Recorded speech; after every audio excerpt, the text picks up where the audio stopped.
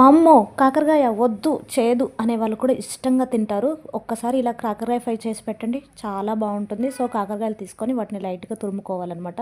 ఎక్కువ కాకరకాయ పొట్టు తీయకుండా మామూలుగా తీసుకొని, కట్ చేసుకొని వన్ డే నైట్ అలా ఆరపెట్టేసుకొని, చున్నీ ఏసుకొని ఆరపెట్టేసుకోవాలి. లేదు అనంటే మీరు మార్నింగ్ గీరుకొని పెట్టుకొనైనా ఈవినింగ్ అయినా ఫ్రై చేసుకోవచ్చు. సో, ఫస్ట్ కాకరకాయలు లైట్‌గా ఏయించుకొని పక్కకు పెట్టుకోవాలి. అలాగే కాకరకాయలు ఏయించిన నూనె ఉంటుంది. అందులోకి కూడా మనం కొన్ని పల్లీలు ఏయించుకొని పక్కకు పెట్టుకొని, తర్వాత ఇక్కడ చూపిస్తున్న ఇంగ్రీడియంట్స్ అన్నీ పోపు గింజలు, జీలకర్ర, నెక్స్ట్ వచ్చేసి కరివేపాకు, అంటే ఎండుమిర్చి, ఎల్లిపాయలు ఇవన్నీ కూడా రెడీ చేసుకొని పెట్టుకొని, మనం ఏదైతే ఆయిల్ ఉందో అందులో మనం ఇప్పుడు తాలింపు గింజలు, జీలకర్ర ఇవన్నీ వేసుకొని అనమాట పోపు పెట్టుకోవాలి. సో, పోపు పెట్టుకున్న తర్వాత నెక్స్ట్ వచ్చేసి అందులోకి మనము వేయించి పెట్టుకున్న కాకరకాయలు ఉంటాయి కదా, కాకరకాయలు కూడా వేసుకొని పల్లీలు, కాకరకాయలు కూడా వేసుకొని మంచిగా ఫ్రై చేసుకోవాలి. లైట్గా కొంచెం ఒక 2 మినిట్స్ అట్లా. తర్వాత కారము, ఉప్పు అడ్జస్ట్ చేసుకోవాలి. ఇది పప్పులోకి నంచుకోవడానికి కానీ, పెరుగులోకి నంచుకోవడానికి కానీ చాలా బాగుంటుంది. ఒక్కసారి ఇలా ట్రై చేయండి. కాకరకాయ ఇష్టం లేని కూడా తింటారు.